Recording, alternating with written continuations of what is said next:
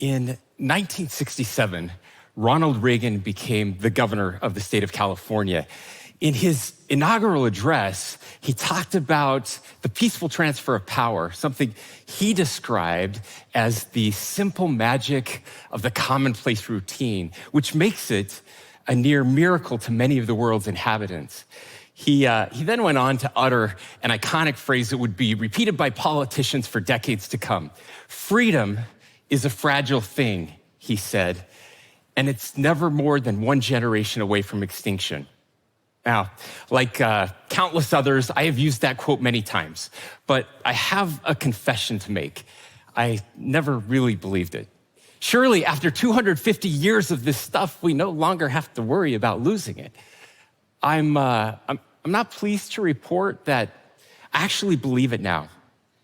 The first cracks in my confidence came during one of those commonplace routines of transferring power.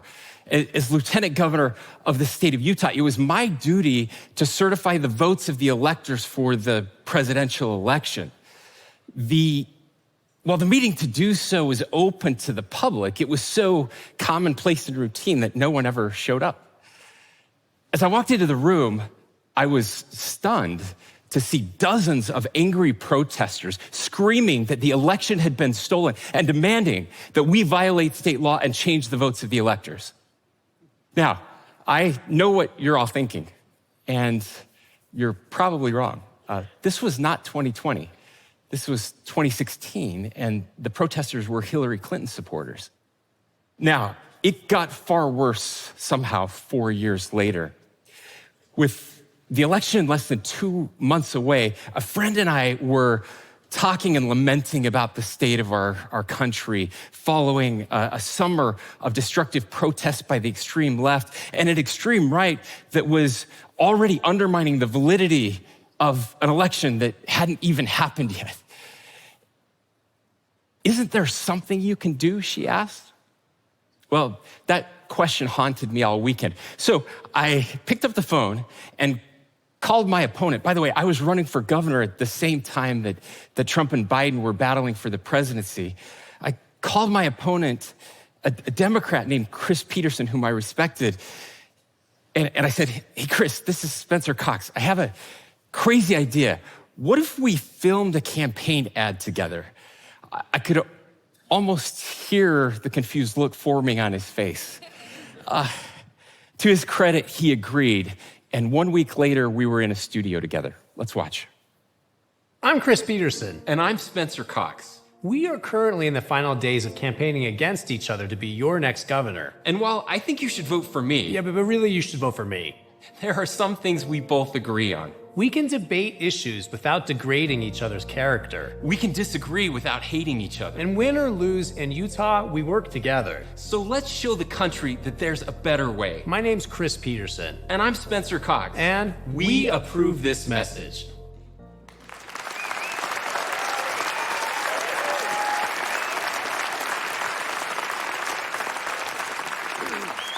Well, the response was instantaneous and overwhelming. The ad went viral. Neither of us saw it coming. There were media requests from all over the world, millions of views and shares. Perhaps there really is an exhausted majority, I remember thinking to myself, and maybe this is the message they want to hear. I could actually feel my faith in the American idea start to rekindle. The popularity of the ad validated my hope that most people really do want their political leaders to uphold the values that we teach our kids, that we can disagree without hate and contempt, even that we can find ways to treat each other with respect, even when we disagree. It seemed like there was a hunger for architects instead of arsonists.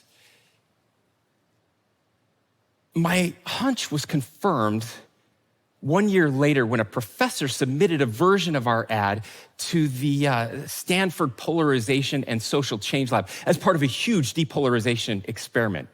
It was chosen as one of 25 interventions to be tested on over 30,000 people. The result? Our ad actually had a measurable depolarization effect, including a reduction in urges towards violence. It turns out there really are things that we can do to alter the trajectory of the United States. Now look, I get it. It's easy to feel a little hopeless as Americans once again barrel towards an election with unsatisfying candidates and campaigns. But there is good news. Over the past 6 months, 20 governors from all across the country have filmed similar ads, most of them with a public servant from the opposing party. And the data continues to show that people really are hungry for something different. According to polling from More in Common, 70% of Americans hate the divisiveness in politics. And it also turns out that Americans aren't as far apart as we think we are. The problem isn't how far apart the average Republican and the average Democrat is on the actual issues. In fact, we're not much different than other Western democracies. The problem is how far apart we think we are, due in large part to conflict entrepreneurs in both the media and politics. Both sides overestimate the extremism on the other side by about 30%. Now, interestingly, this perception gap is actually strongest amongst progressive activists on the left and amongst extreme conservatives on the right. So the people most engaged in the political process also have the most inaccurate views of the other side. But perhaps the best news of all is that there are very practical things that every one of us can do every day to help heal the divides in our nations and our neighborhoods. First, we can start by turning off and tuning out some of those conflict entrepreneurs. My wife and I, we stopped watching cable news 11 years ago and immediately saw an improvement in our marriage, our family, and our mental health. Now, that always elicits a laugh, but we're not alone.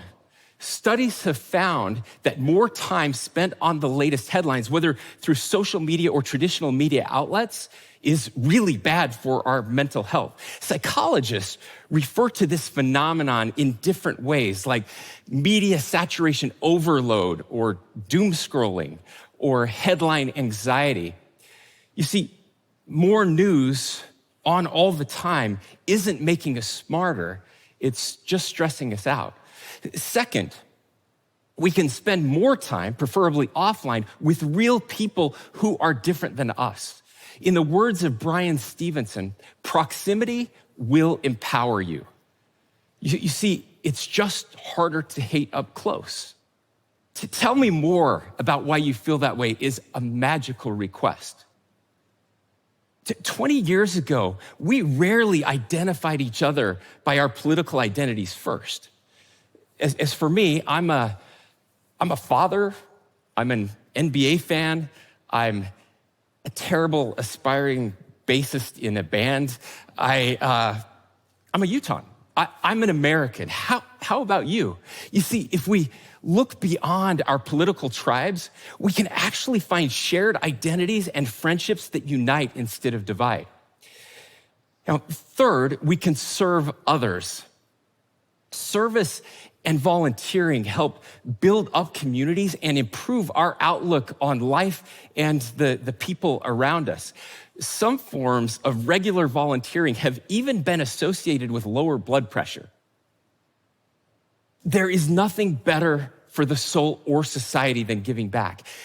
Aristotle really was onto something when he described and summed up the essence of life as serve others and do good. Fourth, and finally, we can work to develop the classical political virtues of humility, patience, and moderation, without which, as John Adams explained, we all become ravenous beasts of prey. Now, Look, I know it's almost laughable to talk about words like humility in political discourse, but I truly believe that it is the only way for us to remember how to disagree without hate and contempt. In the words of Judge Learned Hand, who so eloquently stated, the true spirit of liberty is the spirit which is not too sure it is right. The spirit of liberty is the spirit which seeks to understand the minds of other men and women. Now, I started with a quote from Ronald Reagan. He went on to say that freedom is not ours by way of inheritance.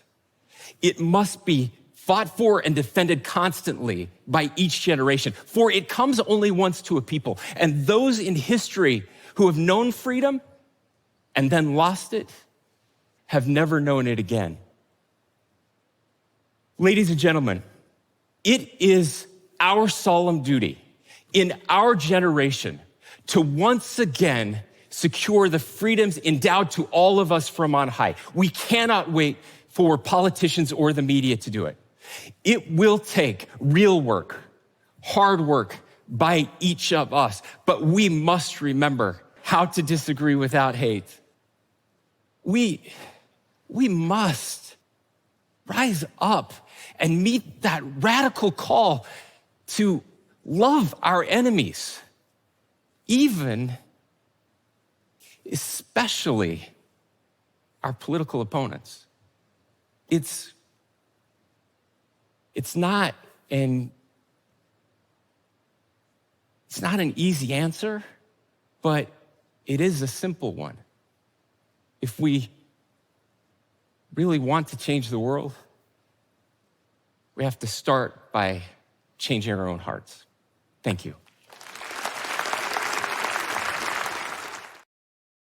恳请点赞，订阅我们的频道，一起学习演讲中的实用英语。